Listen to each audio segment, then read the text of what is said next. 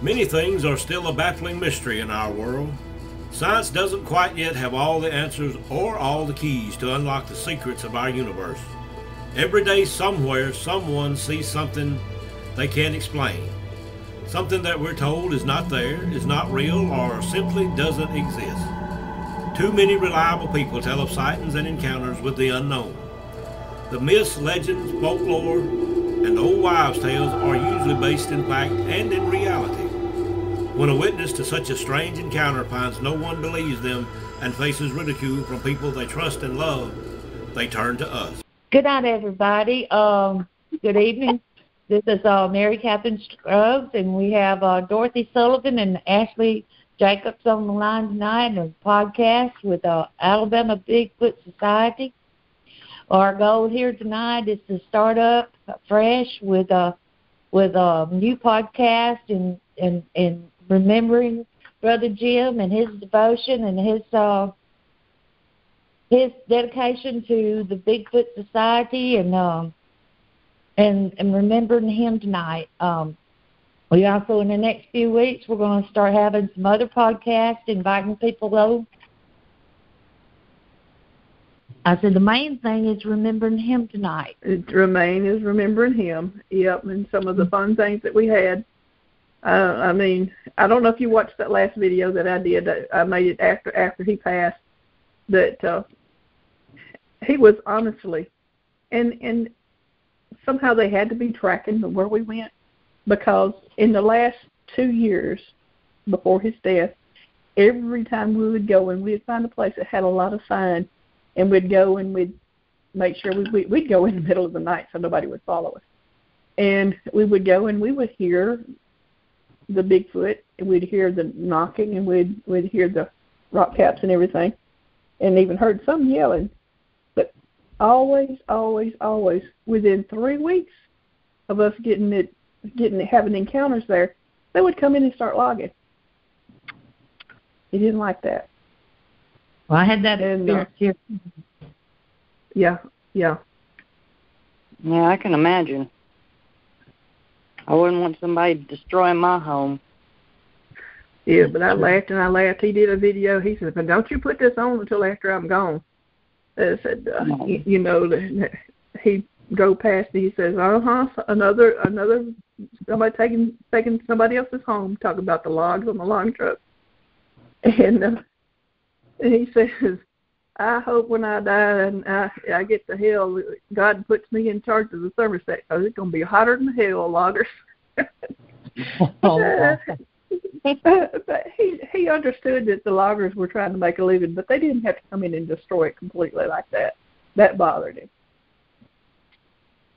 Well, Dorothy, a lot of people have been confused about you and Brother Jim working together. A lot of people thought that you were married and everything. Oh, no.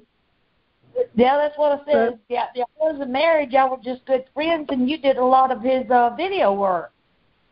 And he did most of his video work. Yep, and he. I've known him knew him for about 15 years, I think, and yeah, he was.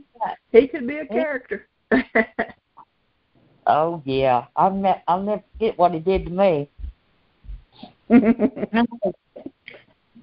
he was a good man. He was a good man. Yeah. Now, Ashley, you have some memories of it, don't you? Do what? You have some memories of it, don't you?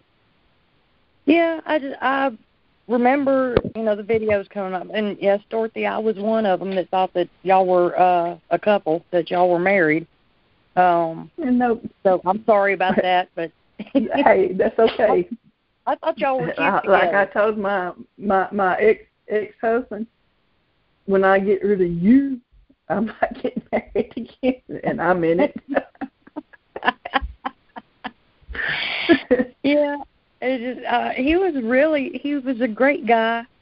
It broke my heart, when he passed. Yeah. Because he had put his heart and soul into creating, the society. Well, the Alabama Bigfoot Society is what helped him live as long as he did. a lot of people don't know it, but he was diagnosed, I guess, about 20 years ago now with leukemia. Oh. So he was fighting leukemia. He had sclerosis of the liver from the leukemia. He had the leukemia where they had to go and draw the blood off. And he would have to go sometimes 2 times a month for them to take a pint of blood. But he knew it was getting worse when it cut down to once a month and then once every 6 weeks, and then he got to every 2 months, and then they didn't have to take it anymore. He knew that his time was limited. And then he had a lot of heart issues, too. Well, I know that when he got out of the hospital, he told me that they only gave him like maybe 6 weeks to live, not even that long. Yeah. He when you looked at him in the videos, he looked very pale, very gaunt in the face. And when he said that, I said, Brother Jim, don't let them put that on you. Don't let them put that on you. Yeah, I said, Jesus holds the keys to life, life, hell, and the grave. And I said, they're trying to put a death warrant on you. And sure enough, for about a year or so, every time he got on his videos, you could see that his color was looking better, his voice was getting stronger, and all that. And I mean, he was starting to get out and drive. And I praise God that he was able to see before he died. They did the surgery on him and on his eyes. He had surgery on both eyes. Yeah. Yeah. And he was able to see, and he was getting out and driving around by himself, which I thought was wonderful. But had he accepted that 3 weeks or 6 weeks that they gave him to live, he wouldn't have been able to do the things or accomplish the things that he did in his last days. And I just, and he was doing fine until, we found out, hey, he got to hurt, and I think you took him to the hospital, didn't you, Dorothy? Well, actually, I think he went by ambulance because I had taken him several times. For the last 2 years of his life, I took him around to doctors and everything like that, but that was serious in the middle of the night. They took him down there, and then he had cancer. Yeah, and it was, He didn't let them put that death warrant on him for 6 weeks. He lived 2 years after that, and I think, and that is Alabama Bigfoot Society is what gave him the incentive to go on. Yes, and he did a lot of finish up work too, and I'm just very thankful that he fought against it, and I just, it's sad. I miss him. We used to talk all night sometimes out here on the porch, and he'd always say, "Be careful, Sister Mary Catherine, be careful." He always called me sister. He worried about you because he could see that the Bigfoot were getting more interactive with you, and he was afraid that they would harm me. No. Not harm you, but come just take you to live with them. I love it. Dorothy, you remember when we came up there to Horseshoe Bend? Me and Bonnie did. It. And we found the friend. I remember it. And he's coming back the next day. You want to tell him what happened to him the next day? He got a rock thrown at him. pretty much the same thing, He said, Sister Mary Catherine, I don't know what you did to get these foot stirred up. And said, well, he said, but they sure was throwing stuff at me and all. And I said, well, I tell you what it was, Brother Jill. I said, you didn't sound as pretty as me, and you sure didn't smell as good as me. We were going to do a commercial. Well, we had it planned out about a Bigfoot, something to lure Bigfoot in that had to do with perfume. Yeah. I wish we could have got that done.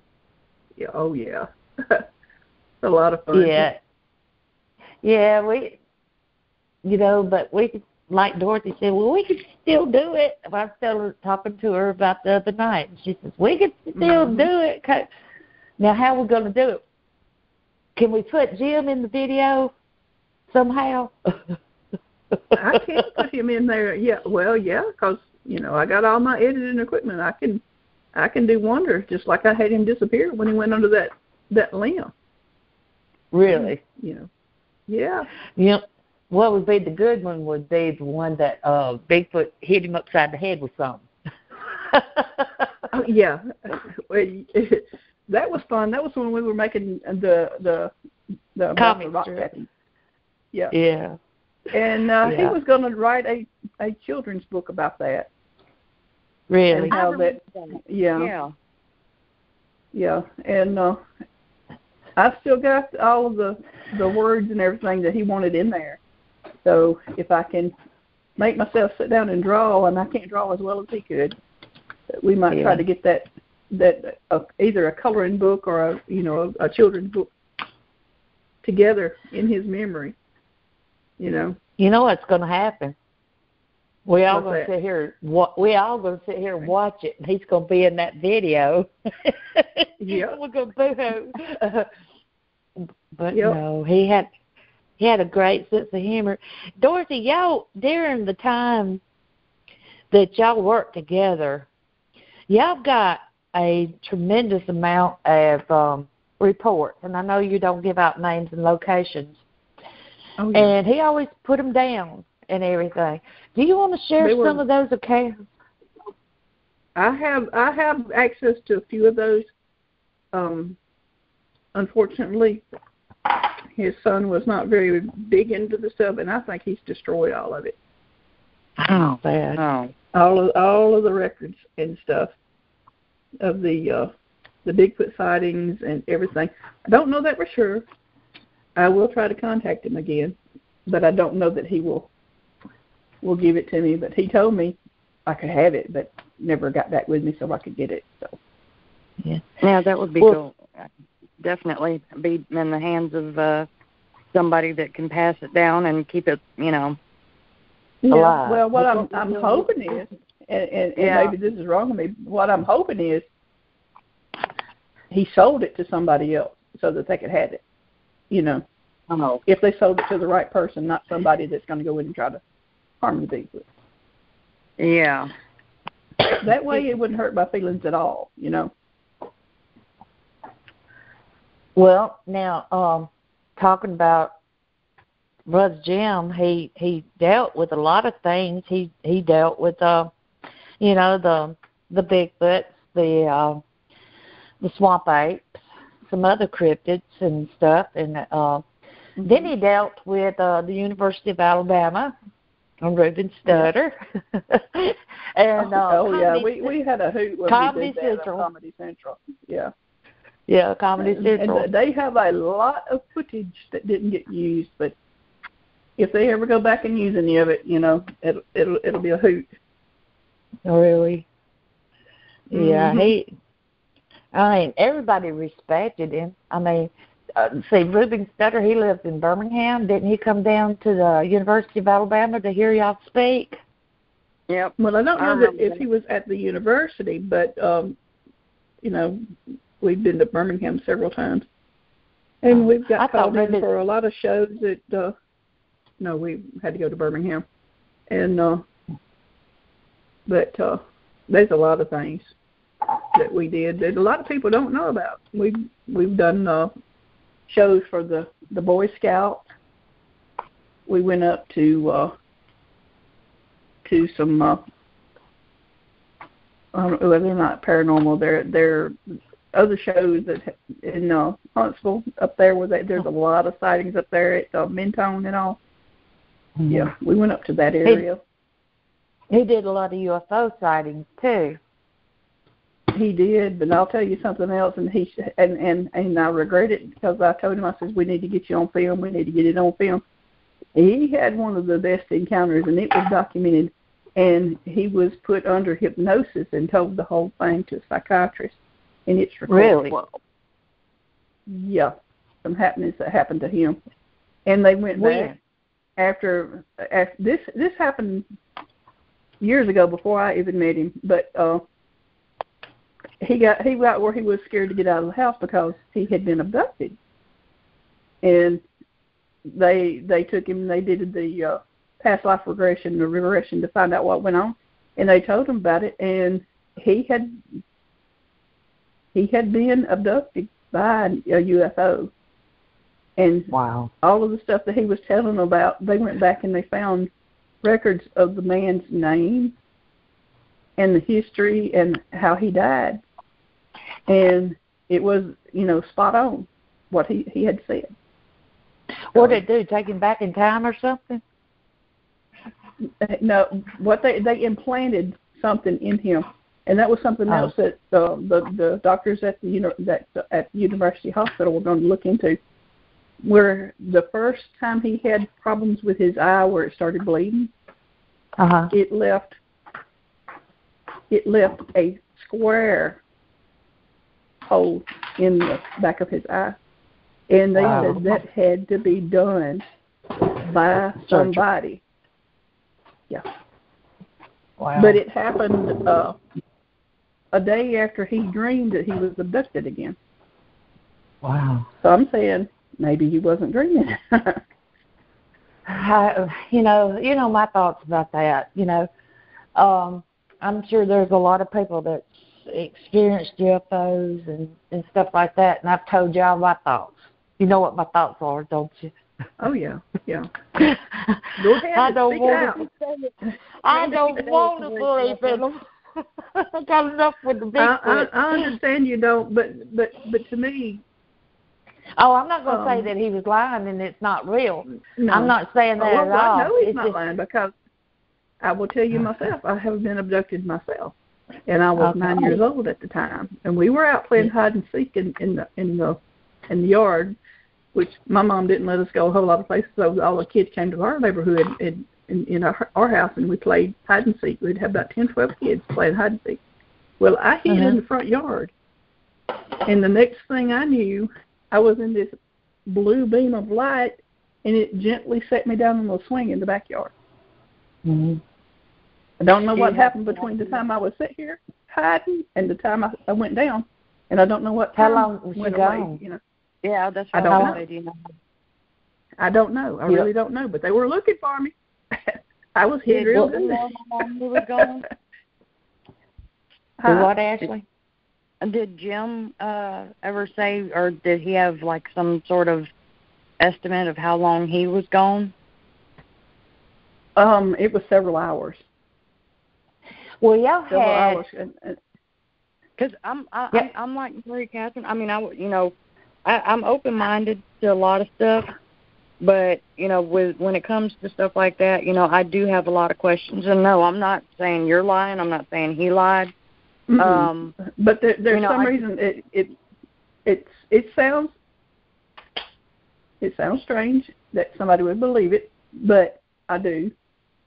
And well, I'm not saying he's lying. I mean, I'm not saying they're not real. Now, I will admit that I have seen stuff in the air that was unidentifiable. Mm-hmm. But what I'm trying to say is that I don't want to know the truth if they're real or not. Because I freaked out when I realized Bigfoot was real, Yeah. Well, it's like this. I tell people, don't believe it's real. Don't believe it's real until you absolutely see it for yourself. That way nobody can sway you.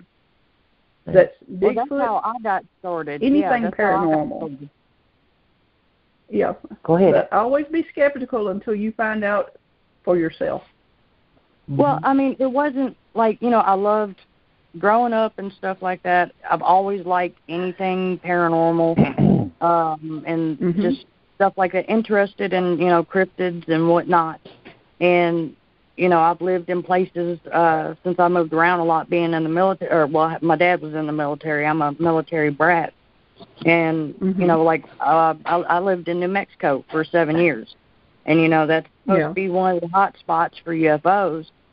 And Mary Catherine and I had spoken about this before. I spent so much time outside. I've always been an outdoors kid. I would go hiking up in the mountains, lay in the driveway outside, or go up on the roof of our house, because it was like an Adobe-style house that had the flat top. Yeah. And so did a friend of mine that was just down the street, and they actually had a deck on top of their house, and we'd go up there with sleeping bags and, just lay there and look at the sky, and I never saw anything but awesome meteor showers. And, oh, yeah.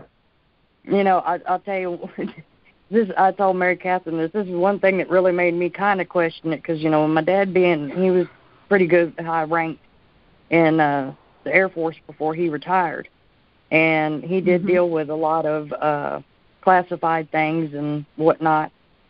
I'm not saying stuff like that, Mary Catherine. But you done did. We got a joke.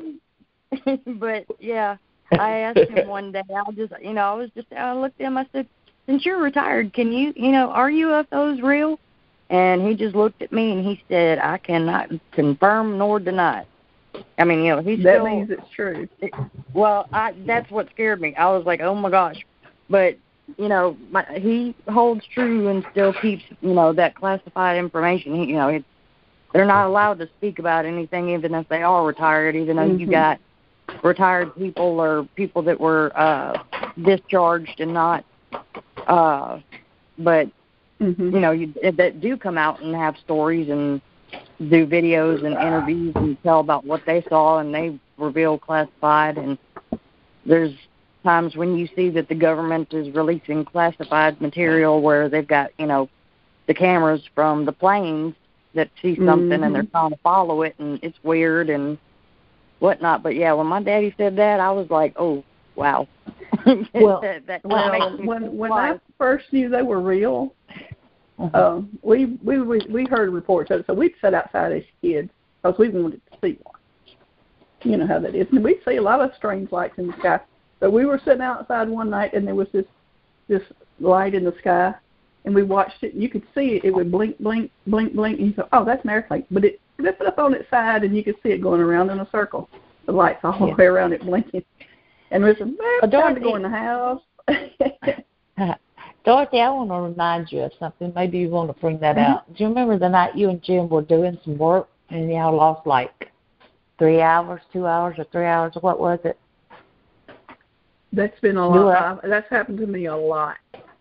Well, I'm talking about I can't explain it. And y'all even got a recording of a man's voice on the videos that y'all were doing. Yeah. Yes, that's happened several times, and I don't know what it is, but this is something that unnerves me.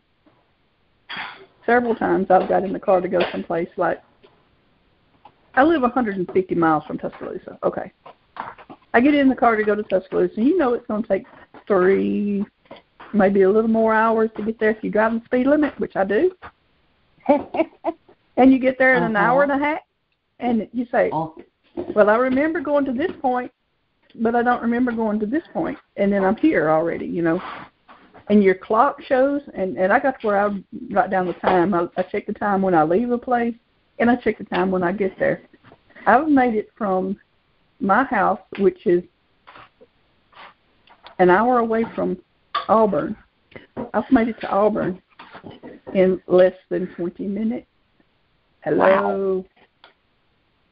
Wow. And Jim said, God, you had to be driving 200 miles an hour. That's, yeah. No. What did you feel? NASCAR? Warp speed. And I found a couple places. I guess. Yeah, I have found some places that happens a lot every time I go through there, and that's up on Bull Gap. There's something on Bull Gap Mountain when you go through there, and I would have remembered turning on the road, and I don't know. Where is that? Of course, now we did see a Bull Gap Mountain. It's between Sylacauga and it's. You know the videos when we did it, and Jim standing there looking out with the binoculars out over the scenery and all over the valley. Yeah. We shot that at Bull Gap. Okay. At Bull Gap Mountain. It's the highest place there. It's between Sylacauga and Millerville. Well, I had one of my good friends passed away in a car accident. I guess it was a little over a year ago, and I'm real close with her oldest daughter, and she was even telling me about. She said something about a mountain where she would always drive. Her and a friend would go around and drive, and I can't remember what name it was. But that's where she says she was constantly getting played with by an Alabama white thing. And, like, it would run in front of their car, and she'd slow down and stop, and they'd be, what was that? And the next thing she knows, there'd be something brushing against the back of the car while she's sitting there stopped. And it's like it would play games with her. It does. Now, there was a Bigfoot that went across the road in front of us and jumped down and rolled into the ditch one night when we were coming back from Birmingham. And I says, I didn't see that. He says, oh, yes, you did. Well, and they always seem to always be drawn to him. Don't you? That's because and open. If you're open, they can feel it. And if you mean them no harm, they can feel it. But if you got that, I want to find out so I can make some money, or I want to find out so I can prove everybody that I'm right. And you got that attitude, you're not going to see. Sorry. Well, now, Dorothy, there's been some other times that, that he's had some experiences with some kind of aggressive foots, has he not? Oh, yeah. I remember one night we were up another place, it's other mountain that we would go up on, and we were sitting there, and we heard them yelling, and they sounded so mad. So I looked at him and I said, I'm ready to go home. And he says, well, all right then. So we put the chairs back in the back of the truck, and we get in and something slammed into the back of the truck, just slammed it hard. And it was a Bigfoot. And we found out they were logging in there, and the loggers were driving red trucks, and the one we were in was red. So we figured they associated that red with somebody's cutting down their home, Yeah. But I remember that's happened. I remember the pictures on the Alabama Bigfoot Society page of the log trucks. That he's like, look at what they're doing, and just it ticks you off. It really does. Yep. But, now, let's say we understand that loggers have to make a living, and we understand that we need all the products that paper makes, but we don't need to go in and destroy everything. Well, there's not a whole lot of trees left down here. If more states would actually get involved with recycling bins, for paper and stuff like that, which I really wish they would, it could slow down the logging industry. And I know they still need, lumber and whatnot for houses and stuff like that. And just, dadgummit, Mary Catherine. Do what? See, now I won't be able to talk throughout the show because every time I say stuff like that, I'm just going to start laughing. And I'm going to wind up the person. Well, we got to let everybody know what's going on. I did several podcasts about a few months ago. I think it was in December. And the whole time I was talking for 2 podcasts for 40 minutes each, every time I catch myself in all those things, and all those, all that stuff, And obviously, Ashley has been hanging around her mama here lately. She's picked it up too. Now, tell me about it now, Ashley, and all that stuff.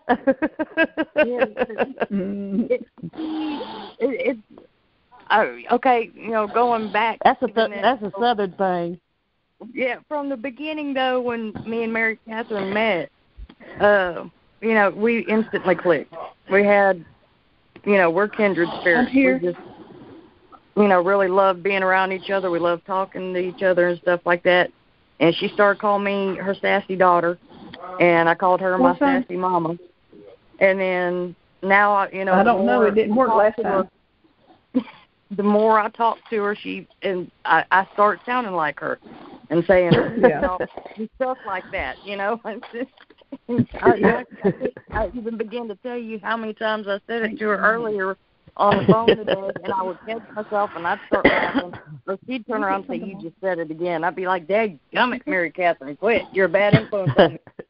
But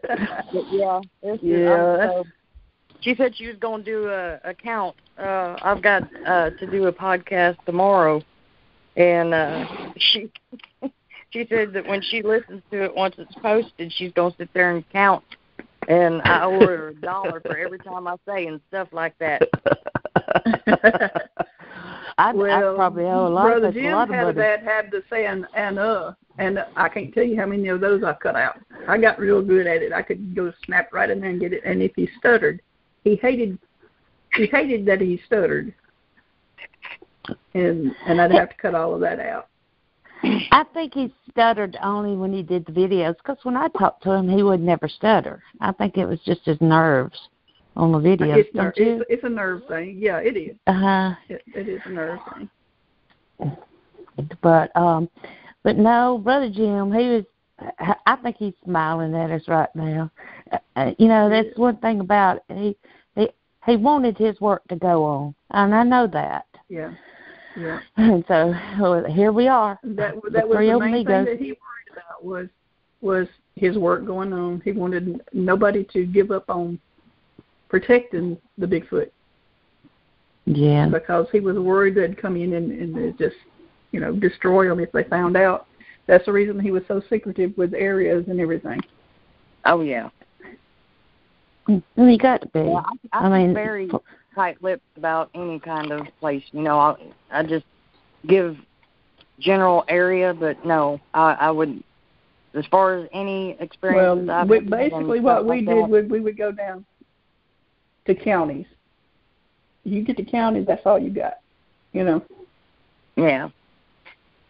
Well, like when I can talk about. I could probably give out the exact location of that boot camp that I used to work at, where I had Big Red, what I named him, that was running around in there. Nobody'd be able to get on it because it's government property. I mean, if you step foot on it without being somebody that's supposed to be there, you get arrested automatically for trespassing. So it's they set areas up like that when they know something's really going on. Yeah, well, because they don't want people to know. Well, we had, it was a boot camp for juvenile offenders. Mm-hmm. So, I was a corrections officer. So that's one reason why it was, government property. I don't know if it's still running. I haven't been out there in 7-8 years. I mean, I miss my buddy. I really do. I'd love to be able to see him and, relate with him again, because it was just so nice. And, I remember Jim talking about, like what y'all were saying, how they came to him because he was so open and so peaceful. Mm-hmm. And I remember him talking about that, and we totally agreed. That you show them respect, and it's like you just kind of sit down in the area where you know that they are, so they can feel you. They can read you. And know your soul, know your heart, and know that you're not there to hurt them or harass them, or, you're not part of destroying their home. And, I mean, I didn't have a lot of communication with Jim because I was pretty much really brand new to getting in, with the Bigfoot Society and Bigfooting in Alabama with Mary Catherine. And just, me and him would go back with comments a couple times and in chat and stuff like that. And dadgummit. He, hey, guess what? She won't advice. hear any of those if you want it, because I can cut them all out.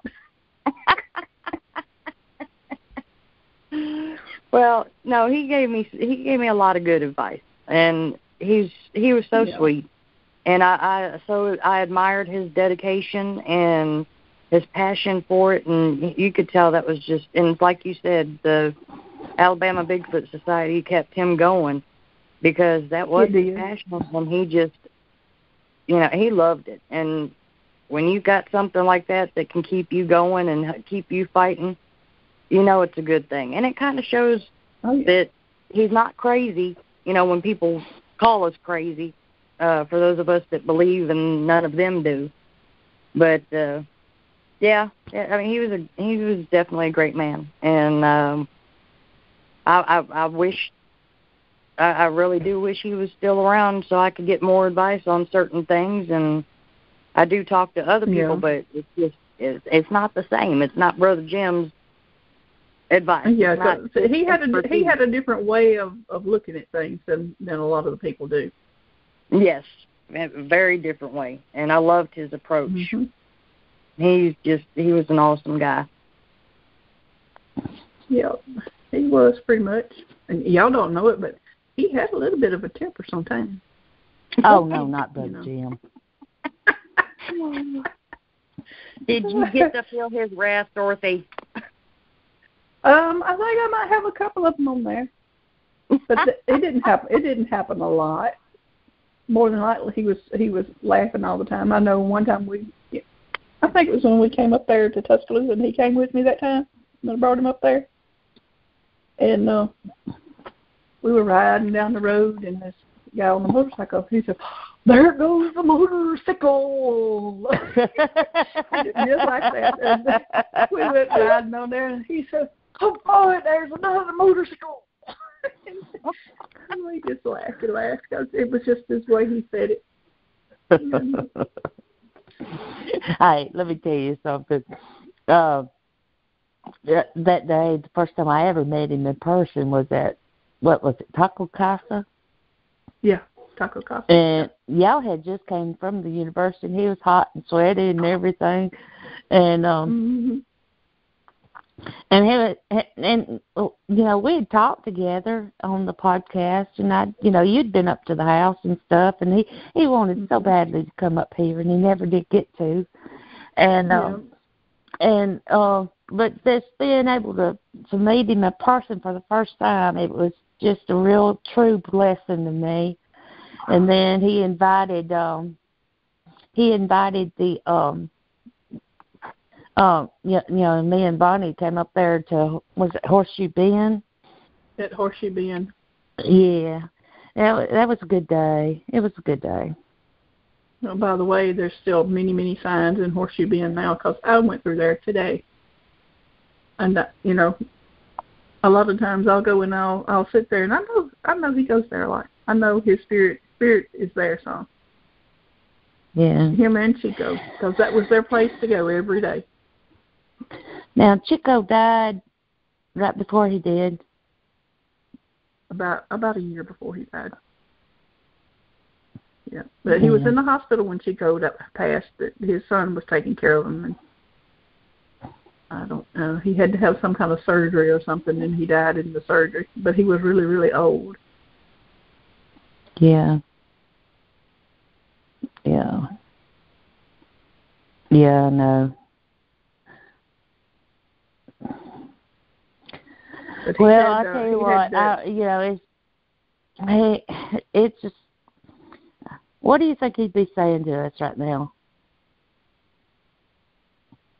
Better do something about documenting all these sightings that's been in here, because y'all don't. Somebody's going to just go ahead and tear the woods up and nobody will see anymore. That's what he was afraid of, that they'll cut the woods so bad that the Bigfoot would leave the area.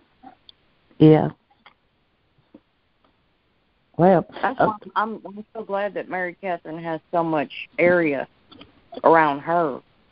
I mean, I know that they like to extend further than that, but it's kind of like that boot camp. It was off limits.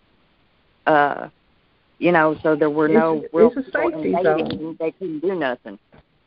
Yeah, a safety zone for the Bigfoot.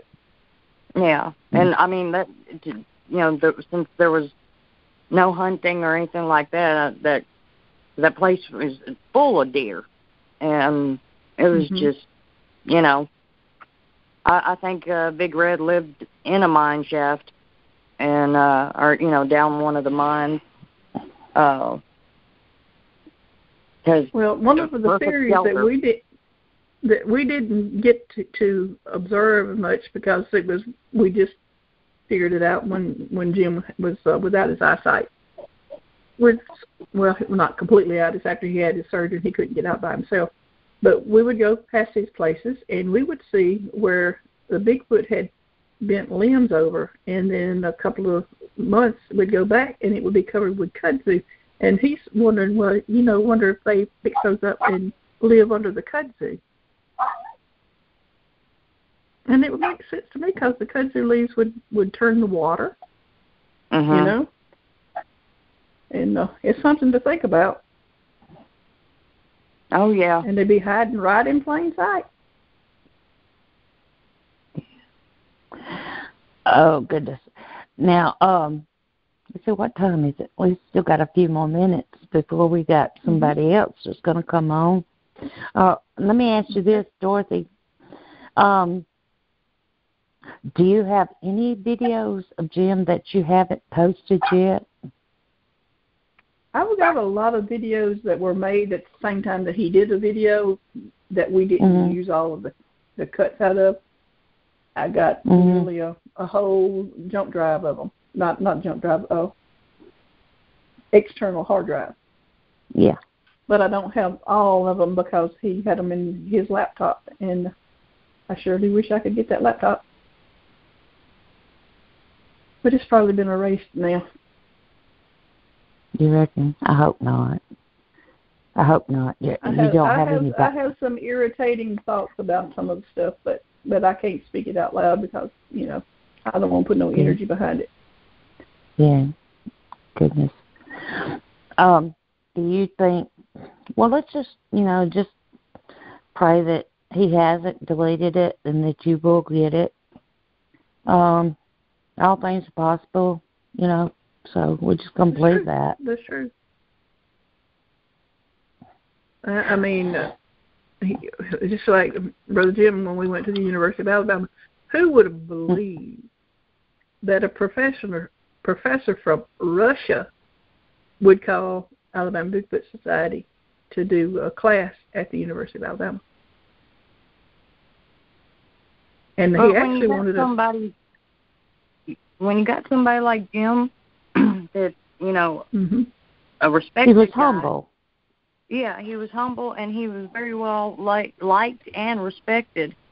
And you've heard of all the crazy stories from Siberia and around Russia and stuff like that. They've got a lot of hot spots there, and even they said that they solved that mystery with, I can't remember what the name is, the 9 students that went camping and were found dead, and some were missing eyes and tongues, and they were spread out all over the place.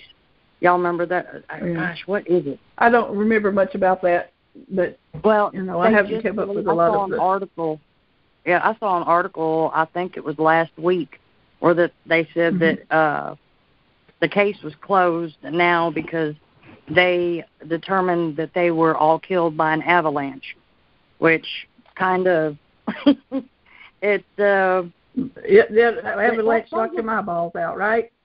Yeah, and not only that, but if you, I watched when Josh Gates did a full investigation on it and went there, because they were seeing if maybe it was radiation and whatnot, because of the simple fact that they weren't that far from, a weapons testing area. But that area is flat. I mean, there's a little bit of a slope to it, but it's not like where an avalanche would happen. But I think that there was so much snow on top of the tent and on top of them, because it took them, 2 or 3 weeks No, it was a month before they found them, I believe. You're talking about the students in Russia. You're talking about the students over in Russia. Yeah, I saw that too, and they just said that their nose was bit off and other things that happened to them. It's really gross, terrible. But so who is was the professor at the University of Alabama, or was it? Yes, he was. He was a Russian. That was what teaching. do they call it? Yeah, he was not Russian. He's from the United States, but he teaches in Russia. And he found Brother Jim online while he was still in Russia, and he set it up for us to go to the university to teach the class for the seniors. And well, how was the reaction to with the students there that day? When we went there, this is what we did. The first thing the professor did, he asked all of them, "How many of you believe in Bigfoot?" None of them raised their hand. When we left, right before we left, he says, "Now I want to ask you a question. How many of you believe that there's a possibility that Bigfoot exists?" And every single one of them raised their hand. Every single one of them. It went from, "No, I don't believe it," to, "Yes, I do believe it." So y'all took evidence to the class, right? Yep. Y'all took your own. What y'all do? Take pictures, record vocals. What? Yep. The whole thing. I think we actually used, some of the vocals that you sent me. I think we actually used some of those at the university. Yeah. Yeah. I'll say on that one. This is another thing I had told Mary Catherine before, because I'd done a live stream with another group where they were interviewing me about my experiences. And when I was talking about the vocals and, how the cryptozoologist that was with us on the research nicknamed me Whoopers, because he said that I had the best whoop he had ever heard from, somebody, and I was getting answers like you wouldn't believe. It was like me and them were having a good old whoop conversation. And it's just... it's like I said, they pick up on your energy. They were comfortable answering you, just like they're comfortable answering Mary Catherine. And I firmly believe, Mary Catherine, when you had that issue the other night, if they had bothered you, they would have been bothered bad. And it would have been a Bigfoot that come and got them. It wouldn't have been, Yeah. Well, you're talking about the other night. I'm seeing Mary Catherine, like, here soon. She's probably going to have the way they approach her house and stuff like that, she's going to have a Harry and the Hendersons kind of thing where she's just going to have one move in. Oh, hush. Well, you know what? You ought to do like Jim did when we were taking the water and stuff to him during the drought. And he'd say, "Hey, we're bringing you something. Why don't you give me something back?" And they did. They started giving him rocks and crystals and bones and all kind of stuff. Dorothy, they already brought me something. They brought me the flowers, and they found my glasses and brought them to me. And then after Sledge died, they brought me the artificial pink rose and the pair of glasses with no lenses in it and put it on my rocking chair. So they understand. They can feel your spirit. That's for sure. Oh, they amaze me with that. Go ahead. I'm sorry. I was just saying they amaze me. Keep speaking. Oh, but that's the thing about them. A lot of time, people paint them to be in some type of vicious monsters. Well, you have your rogues that come through. I'll admit to that. And Brother Jim was very worried about me.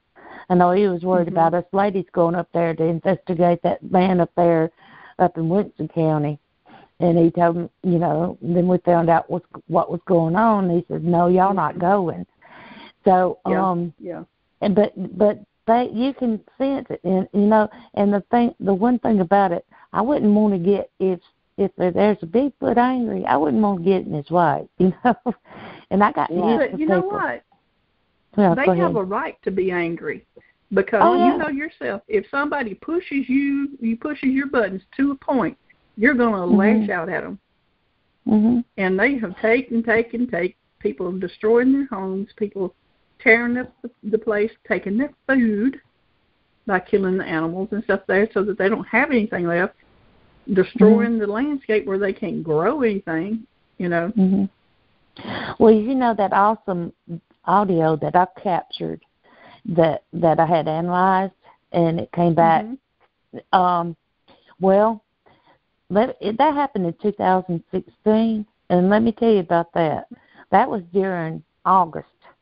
A lot of people say, I've got it well documented. They're here all year round, close by and everything. But during that time in August 2016, they were strip cutting my mother's land. They were coming across the road during the daytime, screaming at me because they knew I was connected to the land. And yes, they do get upset. And there was for a time that I didn't feel comfortable going in the woods because I knew they were upset. I didn't want to get in, you know, nobody really knows their habits and what they'll do, but when you feel that they're upset, you don't want to go up there and say, "Come on, big buddy, calm down." You can't do that. You gotta. You can't. You got to be cautious. That's just it. Yeah. And yes, I'd be mad if somebody come bulldoze my house down too. Mm-hmm. And that's essentially what happened. I wonder, you know, if they, even if they know you and they know you're not gonna harm them. I wonder, you know, when Mary Catherine, like when you're saying that you don't feel comfortable going in the woods or whatever. It may be you feeling them and their tension and just their frustration. And they may, I don't know that, but it may be looking at you like, you're our friend. Why aren't you stopping them? Why aren't you helping us? You know, they may not understand. I did tell them. I told them I went outside and yelled at them. I said, I'm doing it. I mean, I spoke to them in English. I said, I'm doing everything I can do. I'm trying to get it stopped, you know. I said, y'all just move in behind me. You'll be safe there. And, all right, now they're already upset, and they can lose trust with man. So you've got to realize that. You know, I've said this time and time again, you can feel their presence when they're close to you. And if their spiritual being is so present that you can sense them just being close to you, it's like when somebody walks in the room and you don't see them, but you know they're back there. That's the way it is. You can feel their presence. And, you know, I can get around people, and I can feel what they're feeling. I can feel if they're angry at me, and they don't have to say a word. I can feel if they're happy. You know, they don't have to say a word. They don't have to make a motion with their face. I can sense it. It's called the spirit of discernment. It's a gift from God. You can discern that spirit. Yeah. And what I was feeling, they were angry. And not just so much me, is that they don't understand. And, you know, they can lose trust with man. I mean, if they trusted man, they'd be out in the open. They wouldn't be hiding in the woods, now would they? Yeah. They have a reason to hide. They really do. Yeah. Yeah, because, I mean, we talked about this last night when, you know, you've got that, you know, the show Killing Bigfoot, and then you got people like Fred Dyer going out there doing his, Rick Dyer, sorry. I always call him Fred. I don't know why. But, let's call him Dread Dyer. Sounds better to me. Yeah.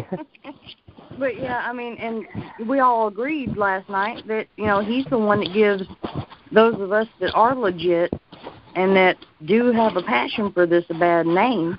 And that's why we don't get believed, because he hoaxes everything. But then again, at the same time, when he claims that the way he got this was, you know, he shot it. And, like, the one that he got caught on real bad, that they found out the body or somebody inspected the body and they found out it was made by some students or something at a university in Washington State. And then, like, his story was that he shot that one and the juvenile and missed the female. He said that there were 3 of them. And I'm sitting there going, why? Why in God's name would you ever want to just go out? To me, that's murder. You know, I mean, because they have partial human DNA.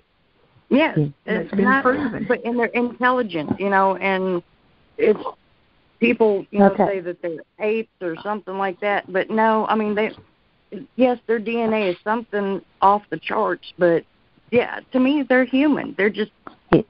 Okay, I don't want to interrupt or anything, but we're fixing to have a person to call in named Jeff from Mississippi, and he has had some awesome encounters and everything. So when he gets on, we're going to let him talk. Yeah, we're going to let him talk. And he said he was calling right now. I'm not sure if he's made it or not. There he is. There he is. I heard it ding. Hey, Jeff. Hi. How you guys tonight? Doing good. I'm finer than Frog's hair split 3 ways. I'm Jeff Williams. I'm from North Mississippi. I've had a couple of encounters over since I was real small. The last one was around 74, 75. Yes, ma'am. Go ahead. I'm listening. I'm very interested in your. Okay. Well, let me tell you a little bit about myself. I'm a veteran law enforcement officer. I am retired from that now. But back during the 60s, and I can remember exactly the first time I saw something. When I was a small child during the 60s, my mom and dad had went to see the first Walking Tall movie at a drive-in theater in Starkville, Mississippi. Anyway, they didn't want me to watch the movie. But just to make this short, I watched it anyway from the back seat. I was supposed to be laying down not watching it, but I did anyway. Well, anyway, we were coming home, and we drove, there's a big forested area here in north central Mississippi that we had to drive across gravel roads. We were coming from that movie that night, and I can remember sitting up between, behind them in the seat, and I saw something cross the road in front of Mom and Dad up there, and it went up an embankment to the left of us, and what I saw was a huge man, and he had hair all over him, and now the embankment, the road was flat, kind of hilly, it's kind of a hill in front of us, but there was a big embankment cut through this hill, and it went up to the left, kind of, I'd say about 8 feet high. Well, this thing more or less leaned against this hill and walked its way, hands and feet, up this rise, this about 10-foot rise, and went on into the woods. And it happened pretty fast. I can remember Mom and Daddy looking at each other like, what in the world was that? But, I don't remember really them saying anything besides looking at each other. And I have asked them since then, do they remember it? And they said no. I don't understand why they don't remember it, but they don't want to remember it. They may not want to remember it. But anyway, Jeff, tell us about your grandfather. Oh yeah, yes. When I was really small, my grandfather was Choctaw Indian, and he was full-blooded. And anyway, he would always tell us when we were really small not to go playing in those woods down there. Of course, we had woods pretty much all the way around us, and he'd say, "Don't go out there." He was telling you not to go play, wasn't he?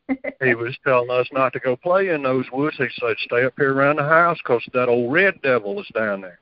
That's what he called it, and he would tell us that constantly. But being kids like we were, we were little Indians too, I guess. So we just didn't pay much attention to it, and we went out there and played. But I can remember him telling us, many times, stay out of those woods because that red devil's there. Well, that's what he was talking about. that is exactly what he was talking about. He knew because he had hunted, lived, around these wooded areas his whole life. So, and he was born in 1912, I believe is correct. Anyway, all right, going forward a little bit, several years later, I was around age 14, 15, I think it was 15, because I had just talked my dad into letting me buy my own hunting rifle. And I was about the age of 15, and I loved to hunt. I loved to go to the woods, and just spend time. I had gotten out of school one day, and it was hunting season. And you don't get home to around, 3:30, maybe 4, something like that. You don't have much time left in the wintertime to hunt. So I was in a hurry. I just grabbed that hunting rifle, and I went south of my house on a small dirt road to the railroad tracks, and I was going to turn and go to my left and go to the east to a place I knew was a really good place. When I walked up on that railroad track off of that gravel road, I looked down through there, and there was the biggest man thing I had seen in my life. He was huge, and he had hair on. The only thing I can think to tell you, he had to have been at least 8 foot. He was huge. And he wasn't just huge, he was barrel-chested. Yeah, he was barrel-chested. I mean, he was massive through his chest area. And anyway, all of a sudden froze, and I thought, well, I'm looking at him, he's looking at me, and he's maybe 100 yards from me, but I can see him plain enough to see, pretty much that his face doesn't have hair on it, but he's got hair all over him. And I thought, what in the world is that? Well, I back off the railroad track, I back up, and I'm thinking to myself, something ain't, and I've always been trained not to point a gun at somebody. My daddy raised me really strictly under that directive. Anyway, that time I kind of threw that out the window because I eased back up there with that rifle, looking through the scope. Now, I didn't plan on shooting anything. I was looking through that scope because I wanted to see him better. Well, when I went back up to that track with that scope, looking through that scope, he wasn't there. He was gone. So I guess it was probably either that night, maybe the next night, one of those 2 nights, I was in my bedroom, had curtains up, but we didn't have, they were just pulled to the sides, We didn't have any blinds. Me and my brother just didn't have any blinds. Anyway, I was in the bedroom doing something, and the end of the bunk bed, he slept up high, and I slept down low. The end of the bunk bed was right there by the only window in that room. And I remember I started to walk around the end of that bunk bed, and I looked out that window, and this thing was there looking at me. I could tell that his arms were up on the roof of the house. It looked like he had grabbed the roof of the house and leaned down, and his face was right in that window. Just an inch or so from that window. And he was looking at me. Yeah. This thing didn't have any hair on its face. It didn't have a mustache. It didn't have a beard. It had, I would say, an old leathery type skin. The eyes, I'm not talking about a brilliant gold, but they were gold. It looked like they, they were a yellowish gold. And he was looking dead in my eyes. I was looking at him, and the first thought in my mind was go under that bunk bed. I wasn't going by that window close to it. Yeah. So I went up under the bunk bed, went out the door, and I went down there and told my mom, I said, something looking in my window. And she really didn't believe me. She went up and looked out the front door and all, but she didn't see anything. And, of course, I was scared the rest of the night. I don't think I slept at all that night. But,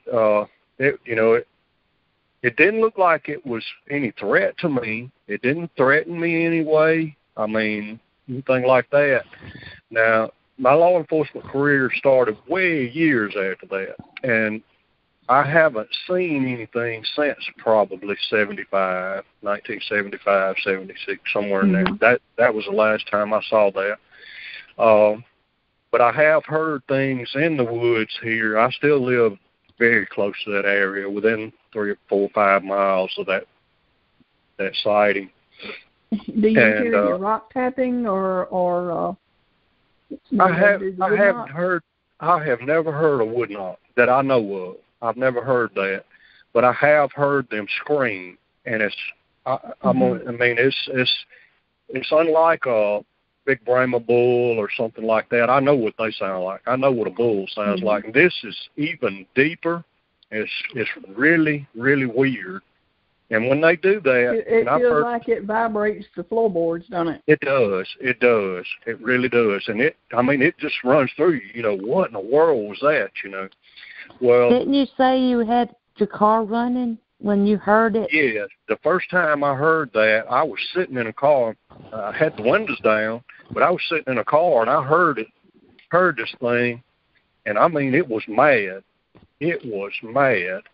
And I heard it sitting inside that car, and this thing had to have been half a mile from me when I heard it, and it still, shook the ground. So, and then once after that, I was walking, and there's an old road that goes down through there. People in this area walk that road, it's an old gravel road, goes down into a bottom land.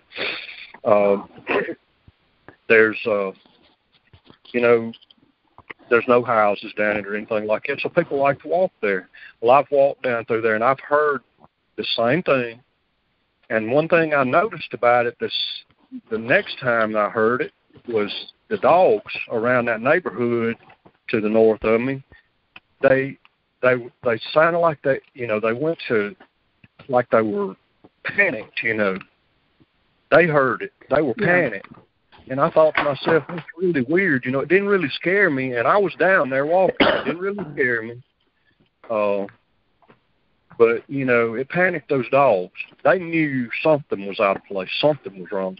When you're down there and it's really quiet, and you hear that, and then you hear the dogs back behind you to the north of you, and you can hear those dogs around those houses sound like they're panicking. Well, something's out of place. And that there was something out of place. That's about the time I'd go and say, all right, folks, it's time to hit the house. Yeah, right. Yeah. Right. Well, have you seen any signs in the woods there? I hadn't really. I mean, I have seen sticks crossed and, things like that. But, as far as knowing whether they were natural or something made that or something like that, I'm not sure. I've seen that, though, yes. As far as wood knocks, I've never heard anything like a wood knock that I really knew that's what it was or anything. So like I said, though, I've heard several times them screaming. And you immediately. I'm sorry. Go ahead. I was just asking if you had ever found any tracks. I've never found any tracks. No, I've never seen any tracks. I think that several times when I was hunting when I was older, I've stopped hunting now. I don't do it anymore. But I felt like when I would be down there that something, like you come in after dark, you have to walk a long way to get back to the road from that bottom land there. You can always feel like it just feels like something's there watching you, and you can't find it. You'll have a flashlight, you can't find it. Of course, you can't prove anything by that. But I'm a 100% believer because I have seen. Once you've seen one of these guys, you know them. Yeah. So, and that's like what we were talking about earlier. Right. Don't let anybody tell you they're real. Don't believe they're real until you see it yourself. Until you see it yourself, and then you know for a fact it's there. That's true. That's true. Yep. But the main thing about it is, too, if somebody says they've seen something, you don't need to rip them to shreds and tear them to pieces and destroy their reputation like a lot of people are doing today. That's why I got out and started looking, So, yeah, right. Jeff, let me ask you this real quick. With you being, having been an LEO, do people, like if you talk, when you're talking to people, do they tend to want to believe you a little bit more because of your service to the community? I think so. I think that your reputation means a lot before, during, and after a law enforcement career. Yeah. These days, things are changing a lot, but I think that yes, I've always been one of those people that was straightforward, matter of fact. So I kind of fit well into that job. I did it as a career for 25 years. So. Yeah. Well, thank you for your service doing that. Well, thank you. Thank you. I appreciate that. Yes. As far as other sightings near here, there was a kid on a mini bike on the same railroad track we were talking about earlier in another county. That track goes through across Mississippi to the Delta, and it's all grown up now. There's nothing but rails there now. But anyway, there was a kid on a mini bike sometime around, later on, that was riding, and he went down to that railroad track and was turning around or something, and he looked over there, and it was one standing there. And I saw that report, I think BFRO or maybe TBRC or one of those later on. And also in this same area, there's on the other side of this bottomland that we live near, it starts back uphill. There's a town over there. There was a report over there that a man later on in years had went to this area above this bottomland. It was kind of high where he was at. And he set up telescopes because it's really dark there. It's really dark. He was setting up telescopes to see the stars, what have you. And anyway, he got out, got his telescope set up, and it was about dark, and then he waited till it got really good and dark and got out and was going to, look through his telescopes, do whatever he was doing there. And he said that there was a family of these things or something. There was more than one. And he said that they ran him off. He left his telescope standing there. He said it got so bad that he said he never saw them, but he knew what they were. And he said that, they were like giant apes or something, and they were, they were all around him, and they were mad that he was there. So, and that happened some years later. You wonder if he set up in a sacred spot, a place that was sacred to them. Wow. That's very likely that something like that could have happened, or some reason that he interfered in their hunting, or something had to have happened, because he said they were. He left the telescope sitting there till the next day, and I think that pretty much ended his career going out, somewhere like that, doing that. Well, there's a famous Mississippi howl. And you describe the dogs getting upset, and in the Mississippi howl, you can hear the dogs barking, going off, and everything. Right. Now, I've experienced that too. So, is this sort of what you were hearing? Yes, that's correct. And it's How far are you from that? How far are you from that Mississippi howl? I would say less than a mile. It would have been less than a mile the first time. And then the second time, I would have had to have been probably a quarter mile or less from that. From that. And the weird thing is, you got to, automatically the dogs start. It's just like they were terrorized. They weren't barking at this thing, but they were terrorized. It's like I'm running up under the porch on this one, guys, because it's. It's really weird. So it's all yours, huh? All yours, yes. And you notice that. You notice when that happens. Of course, I wasn't really afraid. Yes, it shook me. I wasn't really afraid because I carry a firearm with me. Being retired in law enforcement, I can do that. So I always have a firearm with me, and especially if I go down there somewhere. But that was something that we figured out from the get-go. If you take a firearm with you and you go to a spot that you have spotted Bigfoot or you see signs of him and you've heard it, he's not going to come around too much. But if you can leave it in the car, but I'm saying not have one on your person. Right. But if they know you, it's like they know you've got a gun. It is. I believe so, yes. And I tell you, over the years, I've always just had that, I guess, a sixth sense, knowing that something is there, you know. I always had that, especially when I would be hunting and come out late, after dark, when it get too dark to see it come on out. You never felt threatened. I never felt threatened. I never did. I never did. I never would run from it. I'd take that flashlight and look all around, but, and since I was little, I knew they were there, and they've never bothered anybody here, except for that, that I know of, that guy with the telescopes that night, and they never came out on him, but he knew they were there. They let him know they were there. So, what about eye shine? Has anybody seen any eye shine in your area? Well, the only eye shine that I've ever seen is like through that window that night. That ambient light, the light from that bedroom light was in his eyes, and that's the reason I can tell you what color their eyes are, because I saw it that up close and personal. I wasn't 6 feet from this thing, and he was right against the window looking at me, and his eyes are huge. His eyes are bigger than an egg. They're huge, they're goldish colored. Now, I'm not saying they're bright or, anything like that. They were just eyes, but they were a yellowish, goldish color. They were different from ours. Kind of an amber color? Yeah. Well, I would say more gold than that. What about like wolf's eyes?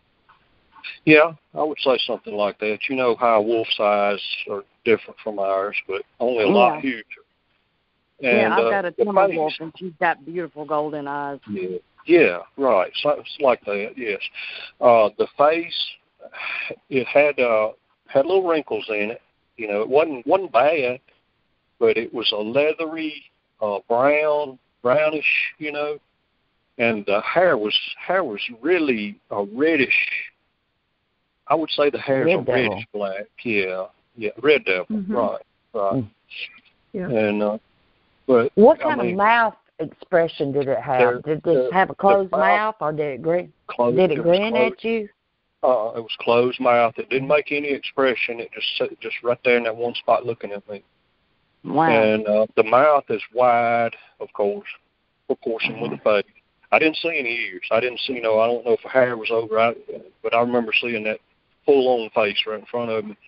The mouth is thin. It doesn't have lips as like we do, but there is a protrusion more at the top than the bottom.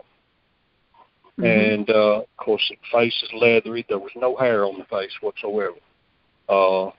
Eyebrows, I don't know. I'll be honest with you, I don't know, even looking back right now, whether this thing had eyebrows or not.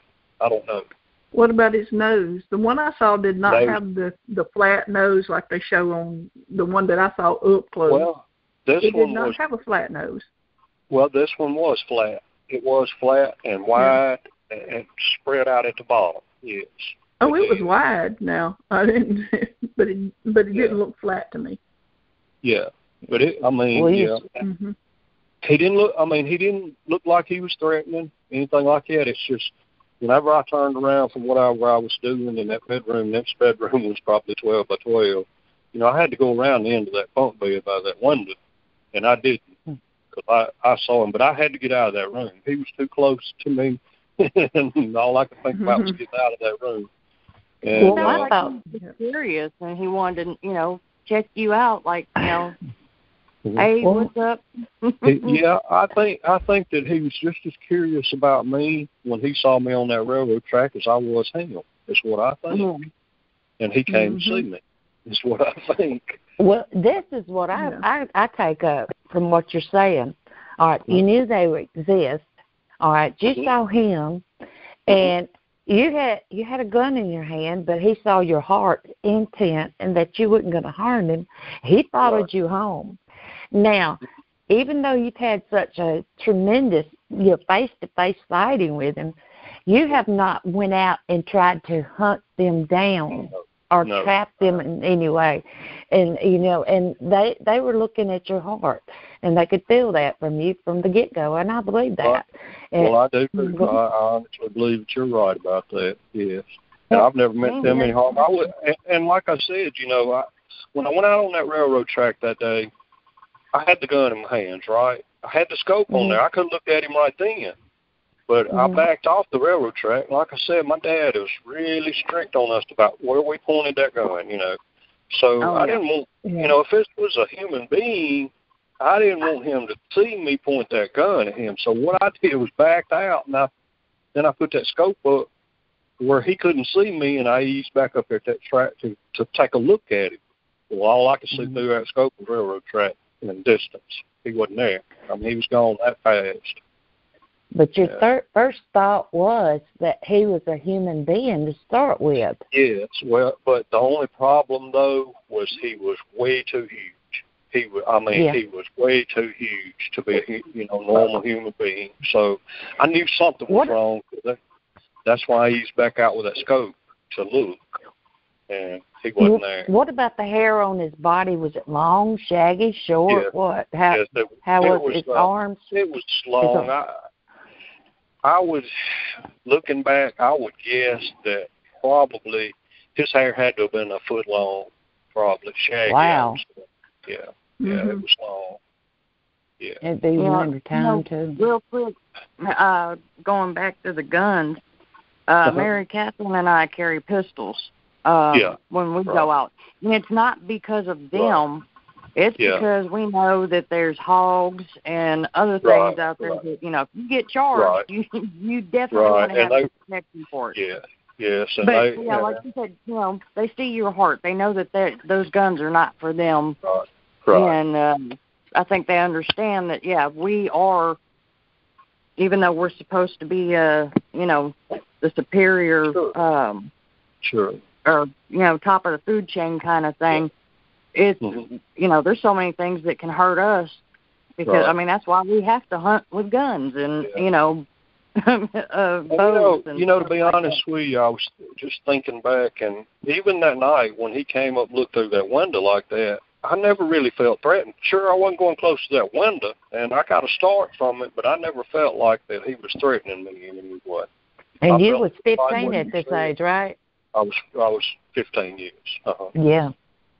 And 30 and 10. Yeah, right. But well, you know what? He might have been coming to thank you for not trying to shoot him. He could have been. I think that, like somebody said earlier, I think that he was just curious about me. He'd seen me. He was curious about me. Who knows what the mental, age they are. I've heard stories over the past where they like listening to children play and stuff like that. Yeah. So maybe, he was just really curious about me, I think, is the reason he came to see me that night. And I've never felt threatened since then. I mean, I've been in the woods, millions of times, hunting and fishing and whatever, and I've never felt threatened down there in that same place. So it didn't stop me from going. I kept right on hunting, but I never saw anything. I actually never saw him after that. Wow. Me and Mary Catherine got rushed one night, but we had other people with us, and some people they were cutting too. Why they did like the bluff rush on us was because they didn't, they weren't comfortable with us having strangers out there, and it wasn't just because they know me and Mary Catherine. Of course, they know her, but I've been down there enough with her to actually, where they do know me and stuff like that. So, well, damn it. Edit again. All that stuff. But I can remember from a very small age, my granddaddy was Choctaw Indian, and he would tell us to stay out of those woods because that red devil's down there. Stay away from that red devil. And that's what he was talking about. And we always pretty much knew. I'm sorry? Let me ask you this. You've got Native American. I have. Have the others got a little Native American in them? Right. My family I'm Cherokee Creek. I've got Cherokee Creek in me, so, and I do follow. I'm very into my heritage, and I do follow some of the ways that they work, and their respect for what their experiences were with them. I believe they were very close. That's my point. That's my point. I think the Bigfoot can pick up on that respect. Right, I believe so too. You know, my granddad passed away in '72, and I wish now 1,000 times I would have asked him more before he passed away about that red devil. It just never, it never came up. Nothing ever. And I went to the woods with him lots, even after, after I'd first seen it that night when we were coming from watching the movie Walking Tall. I went to the woods with him lots of times, but I never thought to ask him about that red devil. He would just always tell us when we were real young, stay out of those woods. I don't know. I wish 1,000 times now that I had to ask him more about that red devil, because he would have told me. He would have told me what he knew. Yeah. I've always wanted to go to the Creek Nation and sit down and talk to them about the hairy man. They call him the hairy man now, back then. And that's but that's something, because they call it Indian legends. No, legends, they have to come from somewhere, and that's right. And so I can just see your grandfather going in these woods, and I can see him being very observant to all his surroundings, because I know that when I go into the woods, a lot of people think I'm just walking through there, and Ashley can tell you I can pick out something that's not right and go right to it right at the start.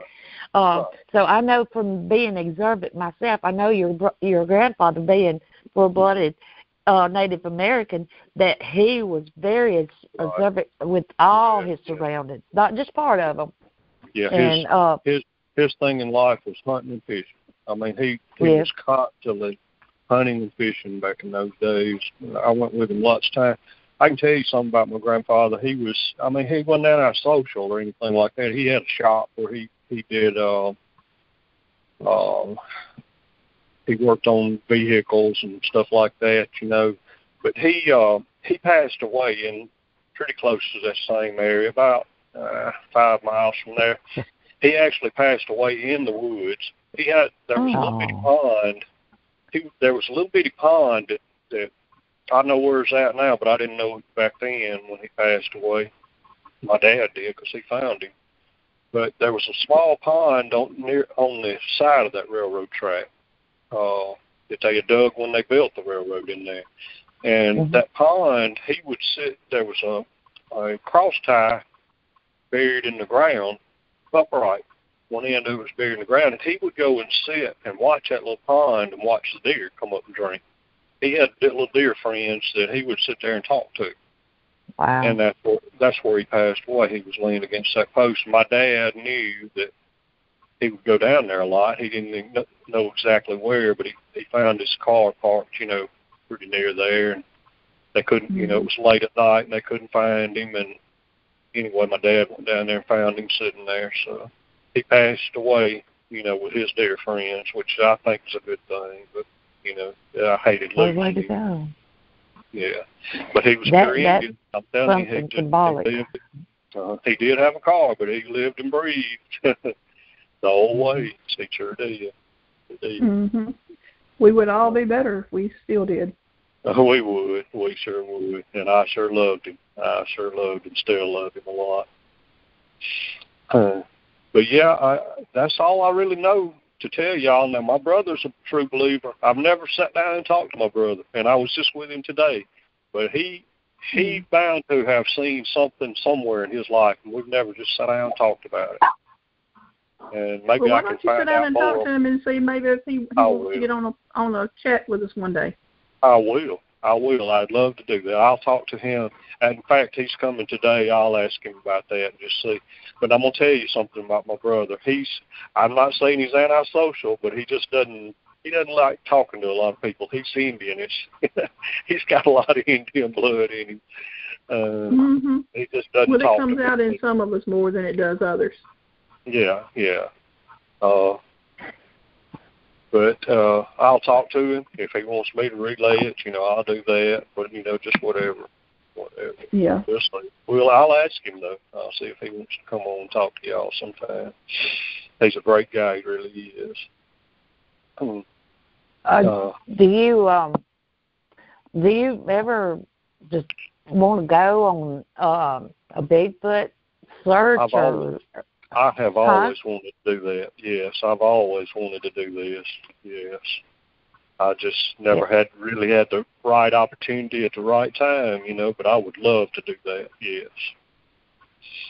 But you never heard any stories from the fellow police officers or anything else around you, around that county that they had encountered?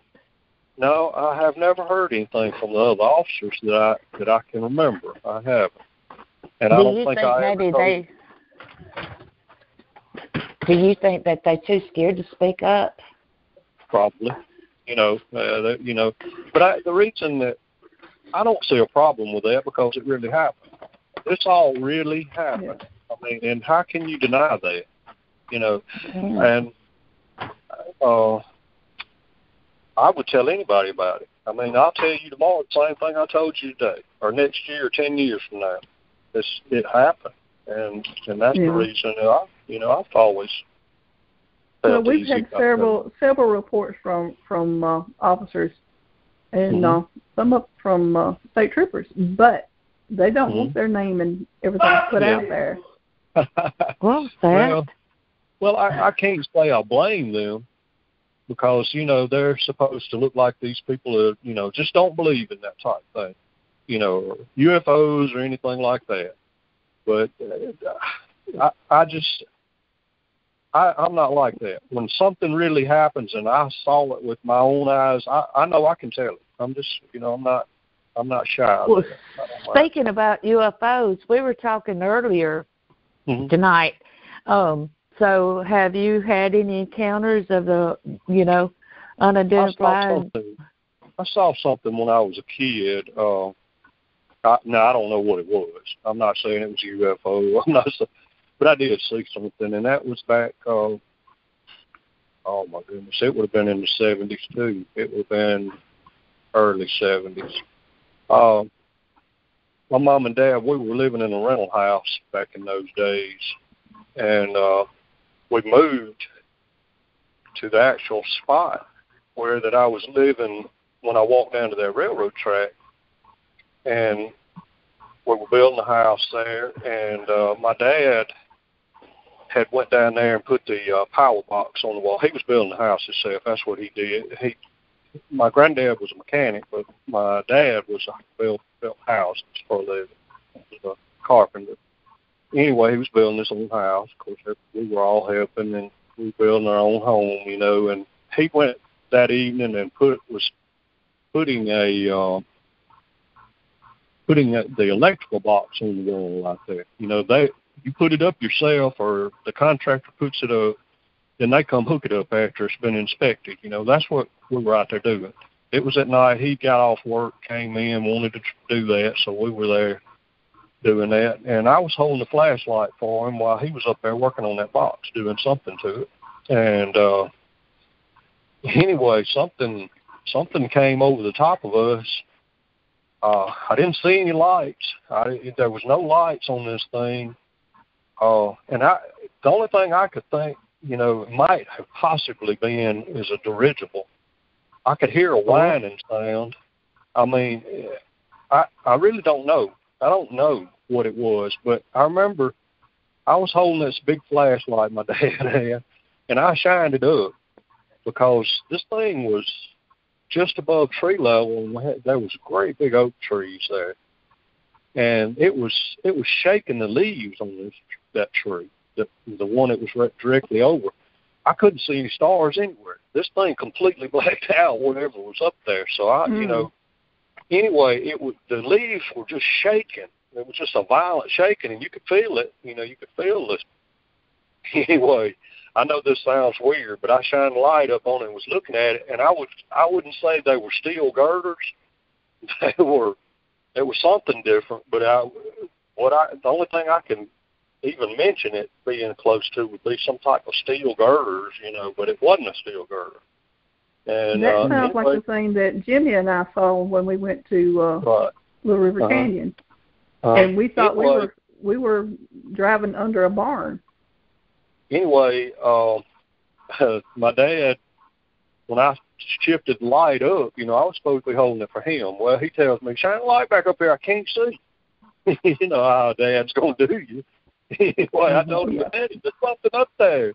And, I remember him looking up, and he said, well, shine the light back up here. I got to get this finished now. I didn't remember his words well. And I shined them back up there. He didn't care what was there. No, he didn't. Anyway, whatever it was went on to the north of us, and it had a little bit of a whining sound. It sounded just like maybe if you can imagine what a small electric motor running wide open sounds like, that's what it sounded like.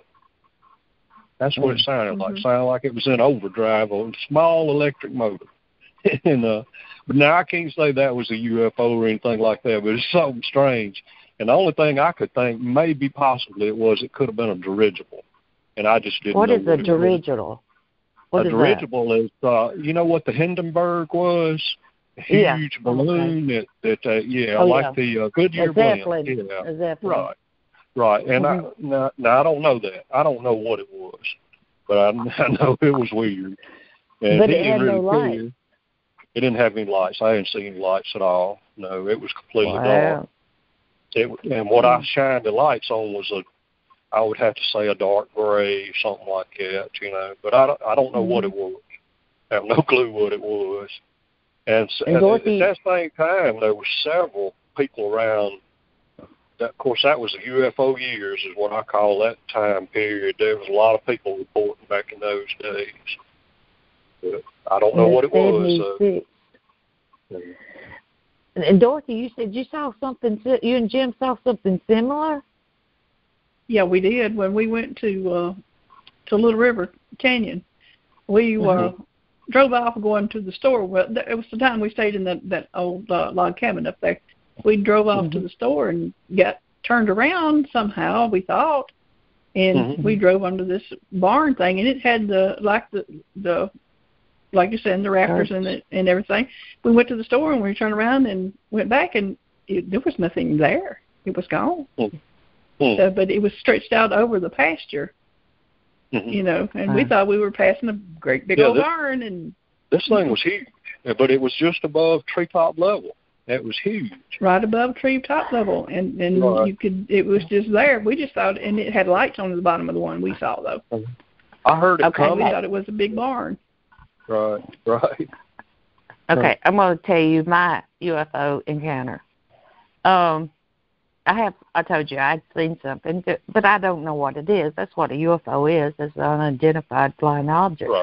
Right. One night, my husband and I came home, and we pulled up in the driveway, and there was 3 red lights, and it was right on the treetops, and it was moving so slow. It was about a mile. Mine was moving really, really slow. But on the bottom of it had 3 lights, and I said it was a triangle, but the end of the triangles was cut off, and you could tell that it was something there. And I said, "Look at this! Look at this!" And it was going so slow, but you knew it wasn't no star, but it was just right up above those big oak trees out here. And I called Mom and said, "Go outside and look." I said, "Something's out there," But to this day, I don't. It's like I said, I don't want to believe in UFOs because of the encounters and the stuff that I went through with the Bigfoot. I mean, I'd like to lost my mind because it scared me so bad. But I imagine, but I'm not saying that people that have had encounters are lying. I just don't want. I refuse to try to comprehend it, is all I'm saying. And I'm not going to say that you didn't see it and you're crazy or Dorothy's crazy, because I know she's not. She's telling the truth. And, but the thing about it is there's so many people out there, they encounter things and they're so scared to speak up. And even now they're coming out showing these spacecrafts that the military has recorded and everything. They're coming out with it. So I don't know. I mean, I don't want to get into it myself, but y'all go ahead with your UFOs. Well, Well, I don't look down on anybody that tells, something that they believe in, something that they saw and they believe in, because we don't know all about this world or other worlds yet. We don't know. We don't know those answers. So I don't look down on anybody. I'm open-minded. I like to look at everything, and make my own judgment. But, I don't judge other people on what they've seen or what they think about things, because we don't know everything yet. We don't know. So I would never look down on anybody. And I think everybody should come forward. Anybody that has seen something and they know they've seen it with their own eyes, I think they should come forward. I don't think they should feel degraded or anything like that. I don't think, that's just my thoughts. So, and in their mind, that a lot of people won't say anything because they fear ridicule, what have you, But Jeff, that's the thing. I'll tell you, like we were talking about this a little bit before you called in, and I'm open-minded to a lot of stuff. I've been interested in paranormal and anything out of the ordinary, pretty much my whole life. So, and I was telling them, I lived in New Mexico for 7 years. And I've always loved the outdoors. I was in Albuquerque, and I was right there at the foot of the Sandias and the Manzano Mountains. I'd go hiking all the time. I'd lay outside watching the stars and stuff because we were, since we were so far from the city, I could see the stars real good. Right. And I even, I'd be on my roof because we had an Adobe-style house. It was flat. And so did a friend of mine. She actually had a deck on it, so I'd spend the night at her house, and we'd take sleeping bags up there. And all those 7 years, with all the time I spent staring at the sky, I never saw anything except for some gorgeous meteor showers. Yeah, and, I like I said, I keep an open mind about it, but I was telling him, it's like my dad was in the Air Force, and one day I just, I was messing with him, but I was curious. I said, hey, since you're retired, can you tell me if UFOs are real? And he just looked dead at me and said, I cannot confirm nor deny. And I, that shut my mouth and made my eyes get wide. I was like, wait a minute. Right, and I can almost hear his tone when he said that. But if you think about what he said told you what you needed to know, right? I mean, if you think about what he said, it meant, I can't tell you, but that is real, right? That's what he said. Yeah, well, my dad, he's a real honorable man. I mean, he, of course, he's not like these other people that break the confidentiality for classified Right, and he's not going to do that. He doesn't go out looking for money. Yeah. Right. So, yeah, but that's just, me. I would put it this way: if they are, I would really like to see one. I don't want to have a close encounter. Right. That would be scary. It would be scary. Yeah. I unless they want to sit down and drink a beer or something like that, then that's the only kind of encounter I want. But Jeff, I've got a scenario for you. Okay. In March of 2012, busload of school children, and the bus driver saw what they called a Bigfoot. Mm-hmm. And my nephew-in-law was a sheriff down there in Greene County. Mm-hmm. Now he's a police officer. And the dispatcher came on and says, told them they were laughing about it, and they said, be aware, all units be aware, said, be sure to stop and get some bananas and keep them in your trunk for the escaped ape that was loose in Greene County. And he laughed about it. Well, they didn't know that was the time that I first started having my encounters the same year, the same month. Okay, now here's what I want to ask you. During your work with the police force, did y'all ever have any bizarre calls? Like Bigfoot, UFO sightings, or paranormal things that you can remember?